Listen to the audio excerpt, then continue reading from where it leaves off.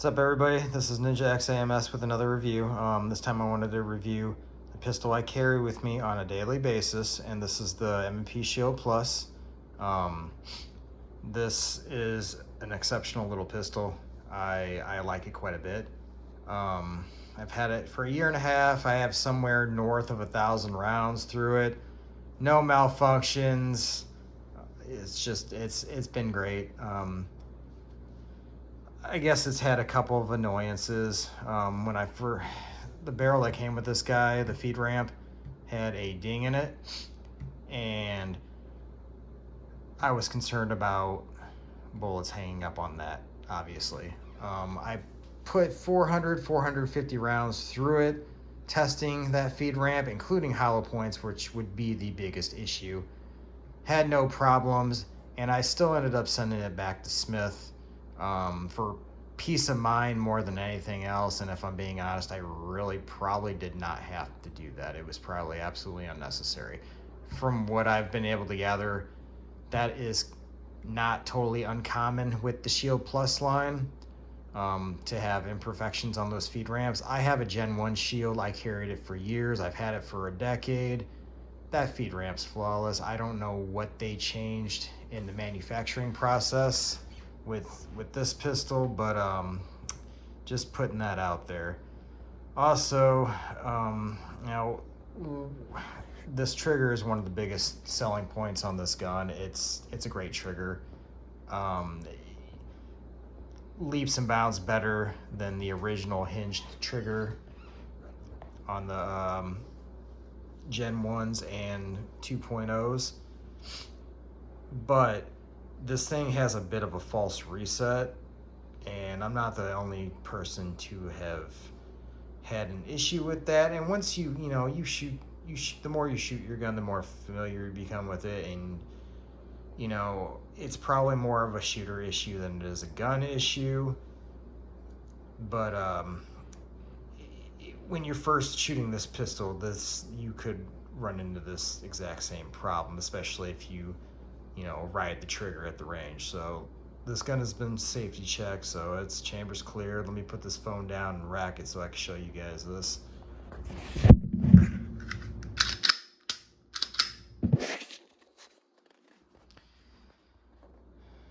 Now, as I let out, you hear that?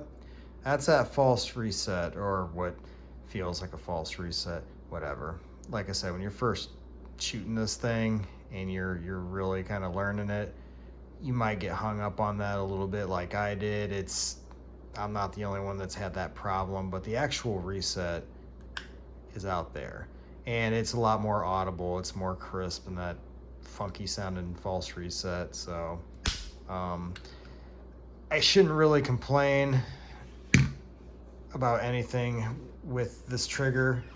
I shoot this handgun at 25 yards quite a bit just to kind of test myself. Obviously that's past typical self-defense engagement ranges, but I like to test my accuracy at 25 yards with pistols quite a bit. I don't know why, it's just what I do. But this thing is great at 25 yards. I shoot this thing better than a couple of the larger pistols I have at that range. So, and I feel like a huge part of that is because that trigger, the break on it is just great. It's a good little shooter. So, like I said, I've had no reliability issues with this gun, no failures whatsoever. I really shouldn't complain about anything. It's a great little handgun. Another thing to note, I guess, so this thing comes with a 10-round magazine and a 13-round magazine, and they also make 15-rounders for this guy.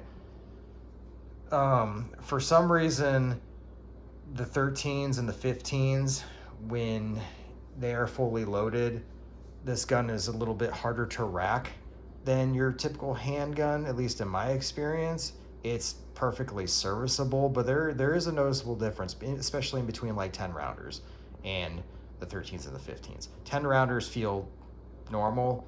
13s and 15s require a little bit extra effort to rack, but I kind of figured it would be something that would break in over time if it was the followers on the magazines. I wasn't 100% sure, but all these rounds later, it's the same. That part of it's never broken in, and like I said, these magazines I've had no failures with this gun.